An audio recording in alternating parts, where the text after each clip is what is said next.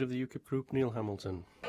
Returning to the theme mentioned by the Leader of Plaid Cymru earlier on today, the Public Health Minimum Price for Alcohol Wales Bill, how can the First Minister possibly support a measure which is so regressive in the way it works? This is a measure which is explicitly designed disproportionately to target those drinks which are consumed in disproportionate measures by people on low incomes.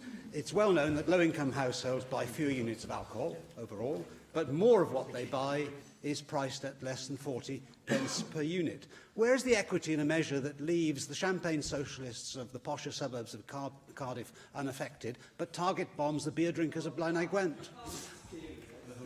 Is he seriously saying that people on low incomes are proportionately bigger drinkers? No. That's a snobbery of an extent I've never quite seen before, I have to say that. And the consequence of his argument is that, in that case, we should reduce the tax on tobacco. Reduce the tax on tobacco, because that's disproportionately regressive as well. So let's reduce the tax on tobacco as well. It's exactly the same argument. What we want to do is to make sure that alcohol does not get cheaper and cheaper, as it has done, so that people drink more and more because they see it as cheap. As I said earlier on, there's also an issue here for the pubs. Pubs have been hammered year after year after year after year by cheap supermarket alcohol. And pubs are responsible places where people drink. They look after drinks. They don't serve people who are drunk, and pubs have been lost at a rate of knots in our communities.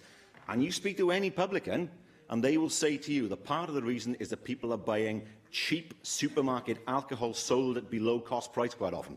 Now, those people deserve fairness as well. So yes, of course there's a health aspect to this, but also, of course, as a side issue, we know that one of the consequences is that it will provide a far better level playing field for pubs as well.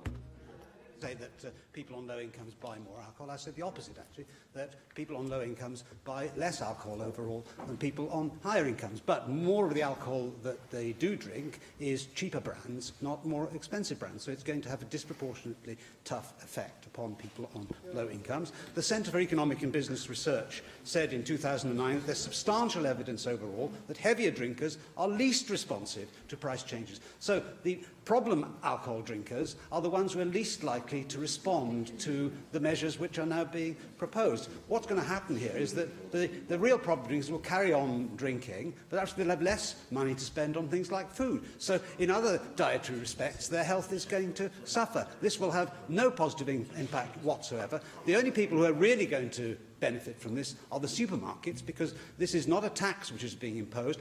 You will just raise the price of a cheap product, and that will produce extra profits for the supermarkets. It certainly won't produce extra profits for pubs. Well, again, the same argument could be used for cigarettes. If he's saying that the tax on cigarettes should be reduced because it's regressive, let's hear him say that.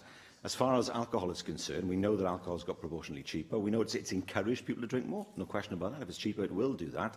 This is a way of ensuring the balance is right between the price of alcohol and people's health. I see nothing wrong with that, and it's hugely important that we have a responsible attitude to alcohol, rather than one that says, buy one, get one free, buy two, get one free. These are, and they're not always on the cheapest brands. They're quite often on brands that are proportionally quite expensive. That's the way that people are encouraged to buy more and drink more, and surely that's not something we want to encourage. There is a problem with a relatively small number of people who overindulge. And of course, we do want to target those. The problem with a measure of this kind is it's so scattergun in its approach that it actually penalises the many who are moderate drinkers, whilst not actually having any measurable effect upon those whom we do want to help. I don't follow that logic. The same logic applies to cigarettes. He could stand up and he could say, well, it penalises the occasional smoker, and so the duty on tobacco should be reduced. The two things have the same kind of effect. Look, for me, it's hugely important that as a society we don't have alcohol being sold below cost price, and it happens in some of the offers we see in the supermarkets. We don't have people being encouraged to buy more alcohol than they otherwise would want to buy. That encourages people who would otherwise be quite moderate drinkers to drink more than is good for them. And that is something that we're keen to avoid. As it happens, as a side effect, it also enables pubs to be able to compete on a level playing field with the supermarkets who have driven so many pubs out of business. Don't talk to me, talk to publicans, and they will tell you this. The difference in price proportionally between supermarket alcohol now and alcohol in pubs is far, far greater than ever it was before. And we need to make sure that people have a place to go in villages where they live, through pubs, for example. This is not what the intention of the legislation is. The intention is that it's a legislation that deals with health. But there are, of course, wider effects that are identified. Cwestiwn 4. Question 4.